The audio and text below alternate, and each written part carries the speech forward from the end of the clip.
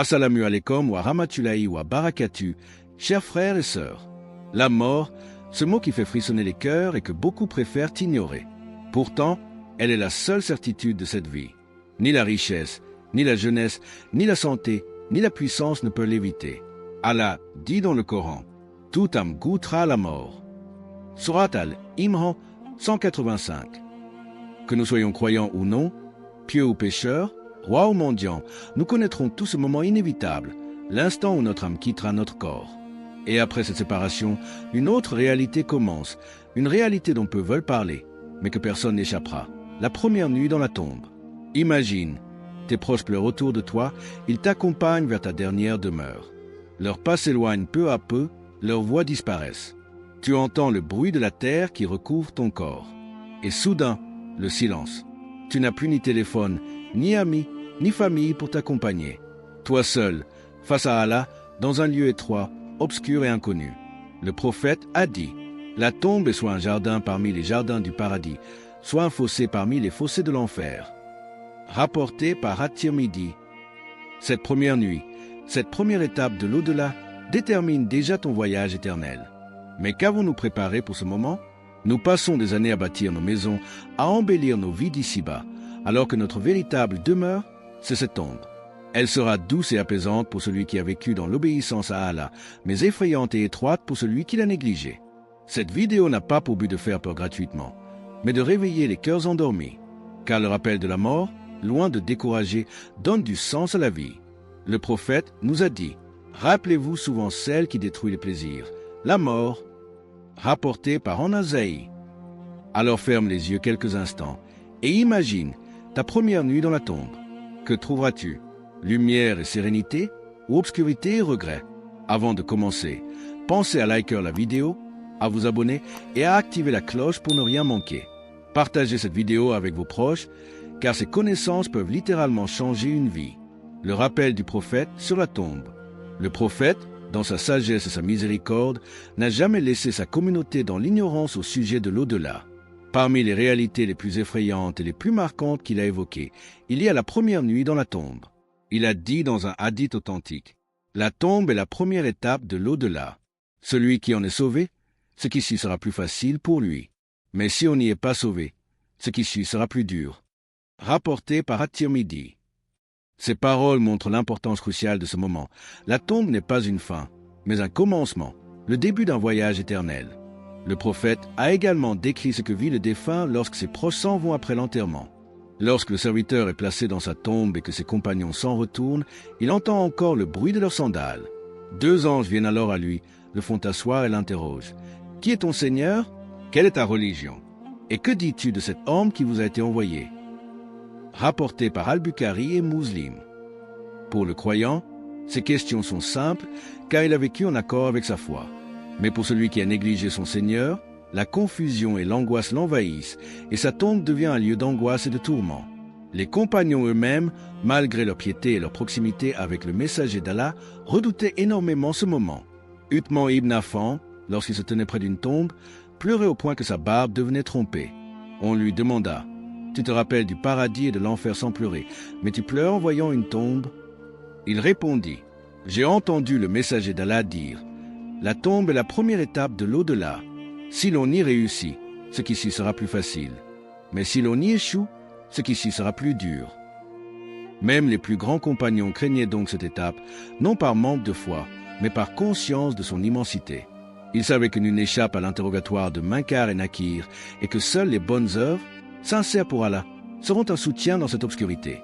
Le prophète nous a aussi recommandé de demander refuge contre ce moment difficile. Dans ses invocations, il enseignait à ses compagnons de dire « Ô Allah, je cherche refuge auprès de toi contre le châtiment de la tombe, contre le châtiment de l'enfer, contre les épreuves de la vie et de la mort, et contre le mal de l'antéchrist. » Rapporté par Muslim. Ce rappel n'est pas là pour semer la peur uniquement, mais pour nous réveiller. Le croyant lucide ne fuit pas la réalité de la tombe, il s'y prépare. Car chaque prière accomplie, chaque aumône donnée, chaque Coran récité, chaque larme versée par crainte d'Allah devient une lumière qui viendra l'accompagner dans cet endroit où personne d'autre ne pourra l'aider. La première nuit dans la tombe sera pour certains un repos attendu, pour d'autres un cauchemar redouté. Et c'est aujourd'hui, dans cette vie, que se décide ce qui nous attend. La séparation de l'âme et du corps. La mort, ce moment où l'invisible devient réalité, où l'âme est arrachée au corps pour commencer son voyage vers l'au-delà. Les savants disent que c'est l'instant le plus difficile de la vie terrestre et le prophète a souvent rappelé à ses compagnons de s'y préparer. Allah dit, « L'ivresse de la mort fait apparaître la vérité. Voilà ce que tu cherchais à éviter. » Sourate Kahf 19. C'est le passage inévitable. L'âme quitte ce monde et avec elle s'efface richesse, plaisir et illusion. Ne reste alors que ce que nous avons accompli. Le prophète a décrit la venue de l'ange de la mort, Malekatul Maut, accompagné d'autres anges. Leur apparence et leur attitude diffèrent selon la personne qui meurt. Pour le croyant, les anges apparaissent avec des visages lumineux, rassurants, vêtus de blanc, portant des linceuls parfumés du paradis. L'ange de la mort s'approche et dit avec douceur, « Ô âme apaisée, sors vers le pardon et la miséricorde d'Allah. » Alors, l'âme sort facilement, comme une goutte d'eau qui coule d'un récipient. Elle est enveloppée de parfums célestes et élevée dans les cieux, où les portes s'ouvrent pour l'accueillir jusqu'à ce qu'Allah ordonne son retour vers la terre, dans la tombe. Pour le mécréant ou l'hypocrite, les anges apparaissent terrifiants, sombres, portant des vêtements noirs. L'ange de la mort dit avec sévérité, « Ô âme mauvaise, sors vers la colère et la punition d'Allah. » L'âme résiste, s'accroche au corps, refusant de partir. Alors les anges l'arrachent violemment, comme une broche de fer qu'on retire d'une laine mouillée. Elle est ensuite enveloppée dans un tissu nauséabond et rejetée, car les portes du ciel lui sont fermées. Ces descriptions ne sont pas de simples métaphores. Elles rappellent la réalité spirituelle du passage de la vie terrestre vers l'au-delà. La douceur ou la douleur de ce moment dépend directement de la vie que nous avons menée ici-bas. Le prophète a dit, lorsque l'âme du croyant quitte son corps, deux anges la prennent et la font monter vers le ciel. Les habitants des cieux demandent, « Quelle est cette bonne âme ?» On répond, « C'est un tel fils d'un tel. » Et il prie pour elle jusqu'à ce qu'on l'élève au ciel où se trouve Allah. Rapporté par Muslim. Et dans un autre hadith, lorsque l'âme du mécréant quitte son corps, les anges l'emportent, mais les portes du ciel ne s'ouvrent pas pour elle. Rapporté par Al-Bukhari. Les savants expliquent que l'agonie de la mort est un miroir de la vie vécue. Le croyant, malgré la douleur physique, ressent une sérénité intérieure, car il sait qu'il retourne vers son Seigneur. Quant à celui qui a rejeté la vérité, il est pris de panique et de désespoir, car il voit déjà ce qu'il attend. Abdullah ibn Mazu rapportait, « Le croyant voit les anges de miséricorde avec des visages clairs et lumineux, et il sait qu'il est promis au paradis. Le mécréant voit les anges du châtiment avec des visages sombres et menaçants, et sait déjà ce qu'il attend. » Ce moment, le dernier souffle, marque la rupture totale entre le monde d'ici-bas et celui de l'au-delà. Les proches pleurent autour du corps, mais le défunt est déjà ailleurs. Son âme a franchi le voile et elle se dirige vers sa demeure éternelle. Ainsi, la séparation de l'âme et du corps n'est pas qu'un phénomène biologique. C'est une réalité spirituelle qui révèle la valeur de notre vie. Chaque prière manquée, chaque injustice commise, chaque négligence envers Allah devient lourde à ce moment. Mais chaque larme de repentir, chaque effort sincère, chaque bonne action illumine l'âme et l'apaise au moment où elle quitte ce monde. La mort n'est donc pas une fin. Elle est une transition. Mais cette transition peut être douce comme un parfum céleste ou brutale comme un arrachement douloureux. Tout dépend de ce que nous avons préparé avant que l'ange de la mort frappe à notre porte. La descente dans la tombe. Le moment de l'agonie est passé. L'âme a quitté le corps. Désormais, le défunt est transporté vers sa dernière demeure terrestre, la tombe. C'est un instant d'une intensité immense, non seulement pour la famille, mais surtout pour l'âme elle-même. Le prophète a dit, « Rendez visite aux tombes, car elles vous rappellent l'au-delà. » Rapporté par Muslim. Et quelle meilleure leçon que de réfléchir à notre propre descente dans cette étroite demeure? Les proches se rassemblent, le corps est lavé, parfumé, enveloppé dans un linceul blanc, puis porté sur les épaules. Le prophète a décrit ce moment bouleversant. Lorsque le défunt est porté sur les épaules de ses compagnons, s'il était pieux, il dira « Conduisez-moi vite, conduisez-moi vite ». Mais s'il n'était pas pieux, il dira « Malheur à moi, où m'emmenez-vous » Et sa voix est entendue de toute créature sauf des hommes et des djinns. Rapporté par Al-Bukhari.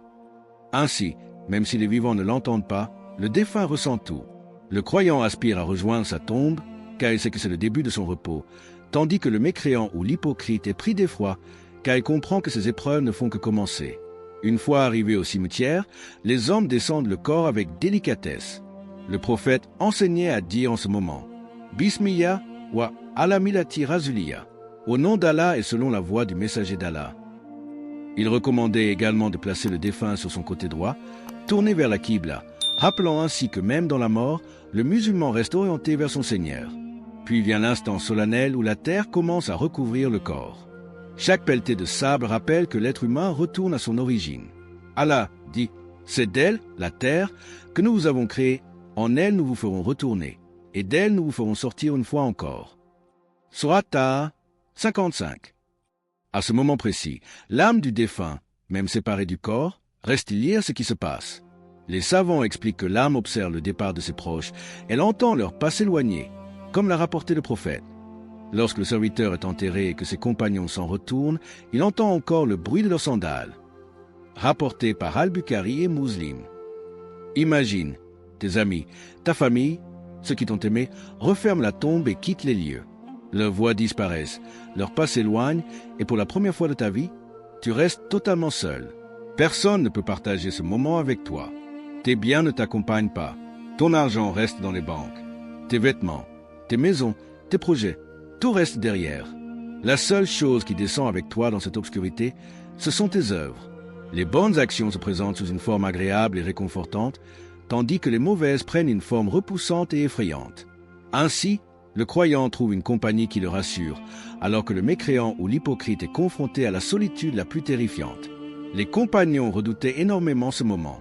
On rapporte que Ali ibn Abi Talib, en se tenant près d'une tombe, disait « C'est la demeure de la solitude, la demeure des vers et la demeure de l'obscurité. Si vous y réussissez, ce qui suivra sera plus facile. Mais si vous échouez, ce qui suivra sera bien plus terrible. La descente dans la tombe est donc l'instant de vérité. Le corps est enseveli, la terre est refermée, et le lien avec ce monde est définitivement rompu. La personne n'appartient plus aux vivants. Elle est entrée dans le barzakh, ce monde intermédiaire où commence le véritable voyage vers l'éternité. C'est une scène que chacun de nous connaîtra et qui devrait suffire à réveiller le cœur le plus insouciant. La première nuit dans l'obscurité. Le moment est arrivé. La terre est refermée, les pros sont partis, et la tombe devient ton nouvel univers. Ce qui était autrefois ton corps vivant et actif n'est plus qu'un corps immobile, étendu dans l'obscurité.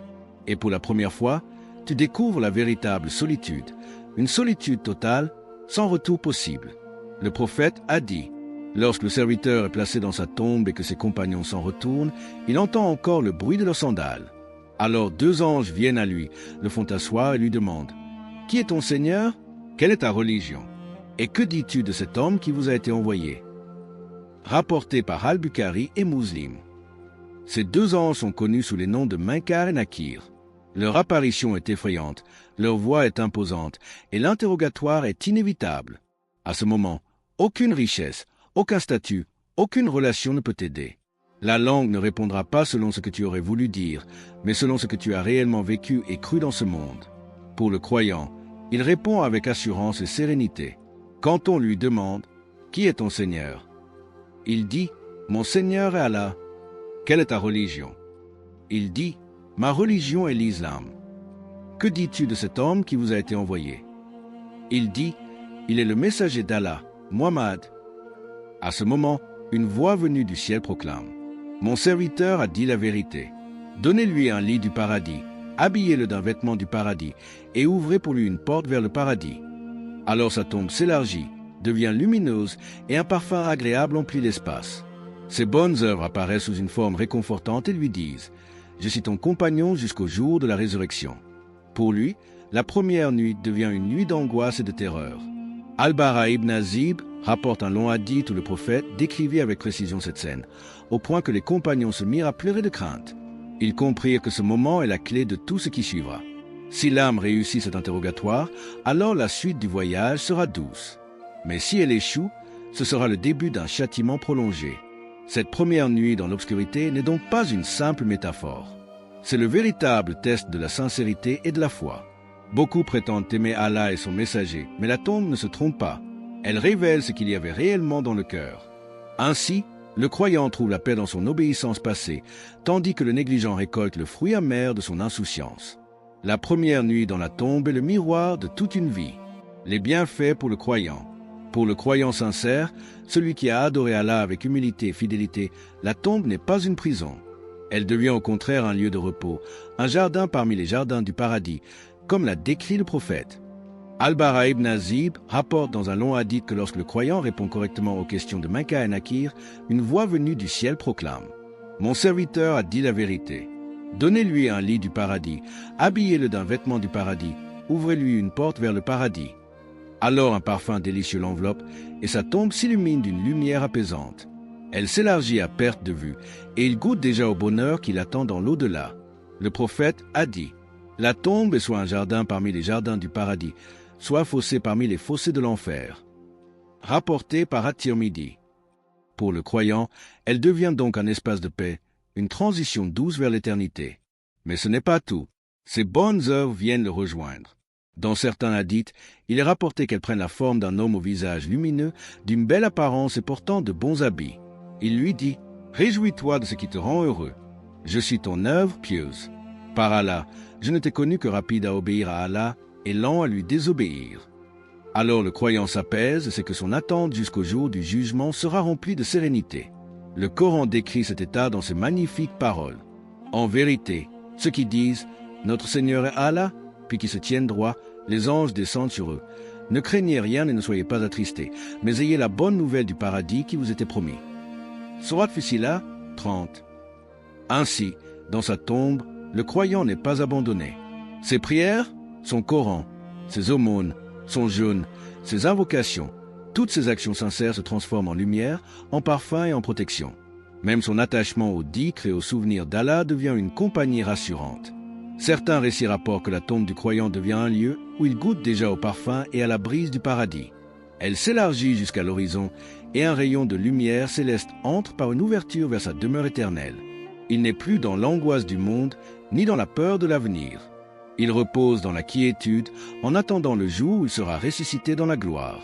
Abdullah ibn Umar disait, lorsque le croyant est placé dans sa tombe, elle lui dit « Bienvenue à toi, tu étais le plus aimé de ceux qui marchaient sur moi. Puisque tu es venu à moi aujourd'hui, tu verras comment je vais te traiter. » Alors la tombe s'élargit pour lui autant que sa vue peut porter. Cette douceur accordée par Allah dans la tombe est une miséricorde immense. Elle rappelle que la foi n'est jamais vaine, que les larmes versées dans la prière, les sacrifices pour plaire à Allah, les moments de patience face aux épreuves, tout cela construit un abri dans la tombe. Ainsi, la première nuit qui terrifie tant les cœurs devient pour le croyant un moment de soulagement. Après les douleurs de la vie, après les fatigues et les injustices, il goûte enfin au repos. Ses bonnes actions deviennent ses protectrices, sa lumière est son compagnon fidèle. Et tandis que les vivants continuent leur existence, ils goûtent déjà à l'avant-goût du paradis. Car Allah est juste et sa promesse est vérité. En vérité, les alliés d'Allah n'auront rien à craindre et ne seront point attristés. Surat Yunus 62. Les tourments pour le mécréant ou l'hypocrite. Si la tombe du croyant est un jardin du paradis, celle du mécréant ou de l'hypocrite est un fossé parmi les fossés de l'enfer. Le prophète a dit « La tombe est soit un jardin parmi les jardins du paradis, soit un fossé parmi les fossés de l'enfer. » Rapporté par At-Tirmidhi. Lorsque l'âme du mécréant ou de l'hypocrite quitte son corps, elle est arrachée avec douleur. Enveloppée dans un tissu nauséabond, elle est rejetée, car les portes du ciel lui sont fermées. Son corps est ensuite enterré, et quand les anges Munkar et Nakir viennent l'interroger, il est incapable de répondre avec vérité. Ses hésitations, son ignorance ou ses mensonges révèlent la réalité de son cœur. Alors une voix proclame depuis le ciel « Mon serviteur a menti. Donnez-lui un lit de l'enfer et ouvrez pour lui une porte vers l'enfer. » Aussitôt, sa tombe devient étroite au point que ses côtes s'entrecroisent. L'obscurité devient oppressante et une chaleur suffocante émane de l'ouverture vers le feu. Le prophète a dit « Si ce n'était pas que vous cesseriez d'enterrer vos morts, j'aurais invoqué Allah pour vous faire entendre le châtiment de la tombe que j'entends. » Rapporté par Muslim.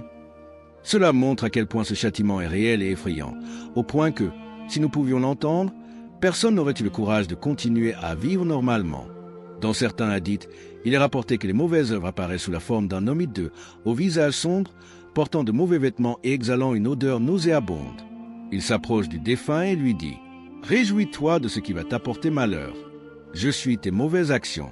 Par Allah, je ne t'ai connu que lent à obéir à Allah et rapide à lui désobéir. » À ces mots, la peur et la tristesse envahissent l'âme, car elle comprend qu'elle sera seule avec ses péchés comme seule compagnie.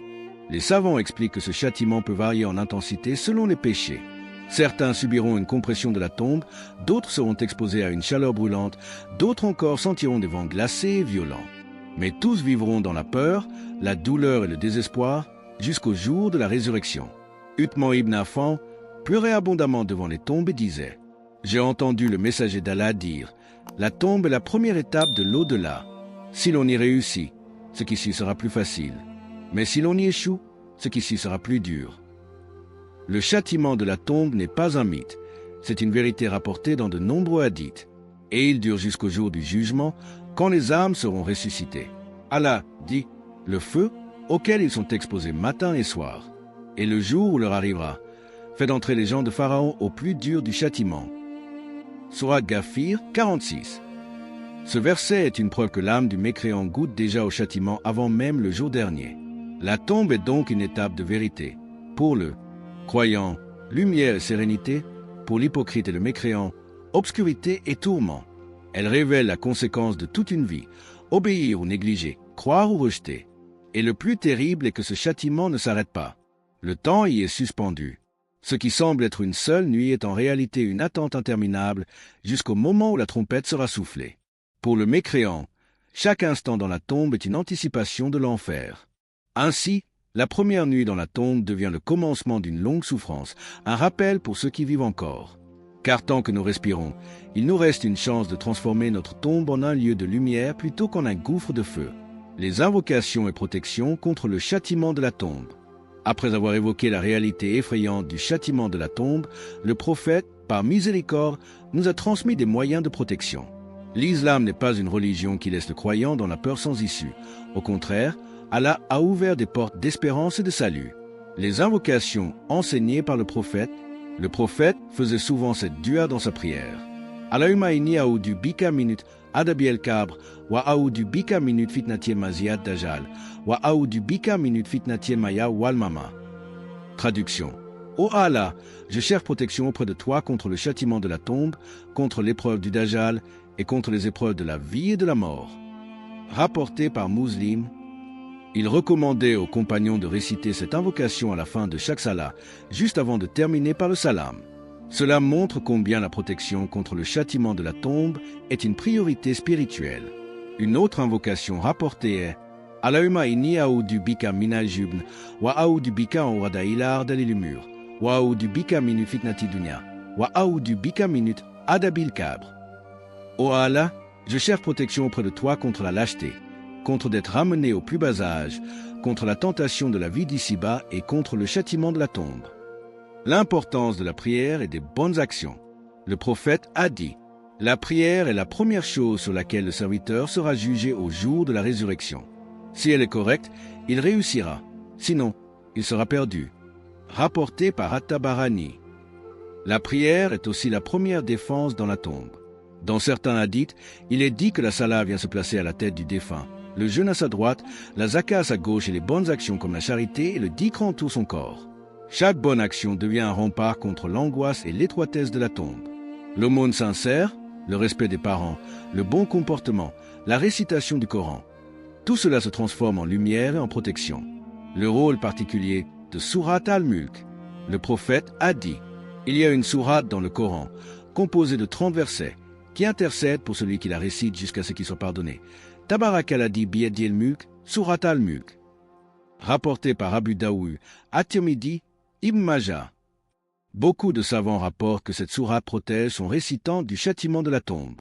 Elle est surnommée la protectrice, Al-Mania, car elle plaide pour son lecteur auprès d'Allah. Lire Sourate Al-Mulk chaque nuit est donc une habitude bénie qui éclaire la tombe et empêche les tourments. Le dhikr est la conscience d'Allah. Le souvenir d'Allah, dhikr, est une lumière qui accompagne le croyant dans sa tombe. Celui qui s'habitue à dire Subhanallah, Alhamdulillah, Allahu Akbar, la ilaha illa Allah trouvera sa tombe illuminée. Le prophète a dit, multipliez l'énonciation de la ilaha illa Allah avant qu'il ne vienne un jour où vos langues seront incapables de la prononcer. De plus, garder une langue pure en évitant les insultes, le mensonge, la médisance ou est une protection, car la langue est souvent la cause de grands péchés qui entraînent le châtiment. Ainsi, même si la tombe est une réalité inévitable, Allah a donné aux croyants des armes puissantes, la prière assidue, le Coran, l'aumône, le dhikr et les invocations que le prophète nous a léguées. Celui qui s'attache à ses actes avec sincérité transformera sa tombe en un lieu de repos et de lumière. Les récits bouleversants des pieux prédécesseurs. L'un des moyens les plus puissants pour ressentir la réalité de la tombe est d'écouter les paroles et les craintes de ceux qui nous ont précédés, les compagnons du prophète et les grands savants de l'islam. Ces récits montrent que même les plus pieux redoutaient ce moment, non pas par manque de foi, mais par conscience aiguë de la grandeur d'Allah et de la gravité de la rencontre avec lui. Les compagnons et leur peur de la tombe. Sayyidina Uthman ibn Affan, le troisième calife, avait une habitude particulière. Lorsqu'il s'arrêtait près d'une tombe, il pleurait au point que sa barbe devenait trempée. On lui demanda un jour, « Tu ne pleures pas en entendant parler du paradis ou de l'enfer, mais tu pleures devant la tombe ?» Il répondit, « La tombe est la première étape de l'au-delà. Si elle est paisible, alors ce qui vient après sera encore meilleur. Mais si elle est difficile, ce qui vient après sera encore pire. » Ali ibn Abi Talib disait souvent, « Les gens sont endormis, et lorsqu'ils mourront, ils se réveilleront. » Il craignait cette première nuit, car il savait qu'elle dévoile la vérité absolue et qu'aucun voile ne subsiste entre l'homme et son sort éternel. Le compagnon Al-Bara ibn Azib rapportait en pleurant les paroles du prophète qui décrivait l'âme du mécréant quittant son corps et subissant l'épreuve de la tombe. Sa voix se brisait lorsqu'il racontait ces hadiths, tant il en ressentait la gravité. Les récits des grands savants. Parmi les tabi'in, les successeurs des compagnons, on rapporte que Al-Hassan al-Basri, célèbre pour ses sermons bouleversants, passait des nuits entières à pleurer. On lui demanda « Pourquoi tant de larmes ?» Il répondit « J'ai peur de la première nuit dans la tombe, d'un endroit sans lumière, sans compagnons et sans famille. » Imam Ahmad ibn Hanbal, à l'approche de sa mort, murmurait encore des invocations pour être protégé de l'épreuve de la tombe. Ses proches lui demandèrent pourquoi il répétait « Pas encore, pas encore ». Il expliqua qu'Iblis lui apparaissait, tentant de l'égarer même dans ses derniers instants. Cela montrait à quel point les pieux restaient conscients de l'importance de chaque seconde avant d'entrer dans leur tombe. L'imam Abu Hanifa, connu pour sa science immense, disait souvent à ses élèves « Nous craignons une nuit dans laquelle ni mère, ni père, ni amis ne viendront nous secourir. Seules nos actions seront avec nous. » Des exemples qui renforcent la foi. Ces récits ne visent pas à effrayer seulement, mais à éveiller nos cœurs. Si ceux qui ont consacré leur vie à Allah, qui ont prié des milliers de prières nocturnes et dépensé dans le sentier d'Allah, craignaient leur première nuit dans la tombe, que dire de nous, qui sommes faibles, distraits et parfois négligents? Leur crainte n'était pas une panique, mais une sagesse.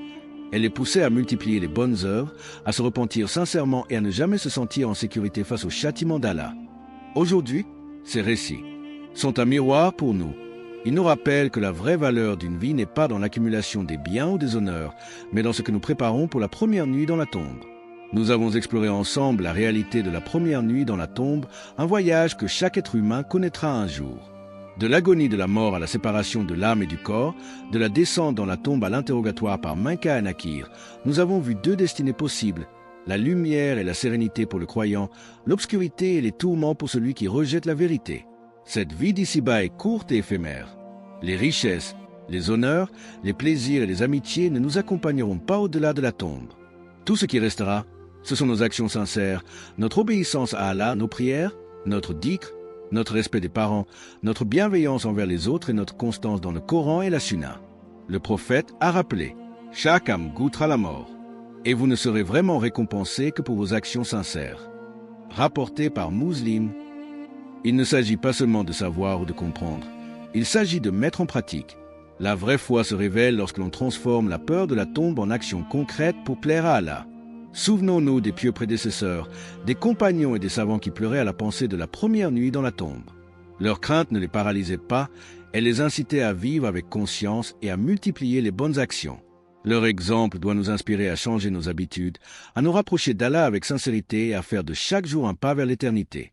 Prions régulièrement, récitions le Coran, multiplions les invocations, faisons l'aumône, préservons notre langue et notre cœur des péchés et répétons les paroles de dhikr enseignées par le prophète. Même un sourire sincère, un geste de bonté ou un rappel d'Allah peut devenir lumière et protection dans la tombe. N'attendez pas la dernière heure pour réfléchir à votre destinée. La tombe peut arriver à tout moment. Chaque instant est une chance de préparer votre âme à la rencontre avec Allah. Transformez vos actions d'aujourd'hui en lumière et en apaisement pour votre première nuit dans la tombe. Que cette vidéo soit un réveil pour le cœur, un rappel doux mais puissant que la vie terrestre est éphémère et que l'au-delà est éternel. Approchons-nous d'Allah par la prière, la sincérité et la bonne conduite, afin que lorsque notre tour viendra, notre tombe soit un jardin lumineux, un lieu de paix et de miséricorde, et non un espace d'angoisse et de tourment. Souvenons-nous toujours, la mort n'est pas une fin, mais le début de l'éternité. Préparons-nous dès maintenant et faisons de notre vie un investissement pour ce qui compte vraiment. Si tu as aimé cette vidéo et que tu veux en apprendre plus sur les bonnes manières de communiquer avec respect et bienveillance, alors like cette vidéo pour soutenir le message. Abonne-toi pour ne pas rater les prochaines vidéos. Partage cette vidéo avec tes proches pour qu'ensemble, nous puissions répandre plus de bienveillance. Merci d'avoir regardé jusqu'au bout. Dis-moi en commentaire quelle question t'a déjà mis mal à l'aise et comment tu aimerais que les gens communiquent avec toi. À très bientôt pour une nouvelle vidéo. Abonnez-vous à notre chaîne pour plus de contenu inspirant et partagez ce message avec ceux que vous aimez. Ensemble, vivons pleinement et partons en paix.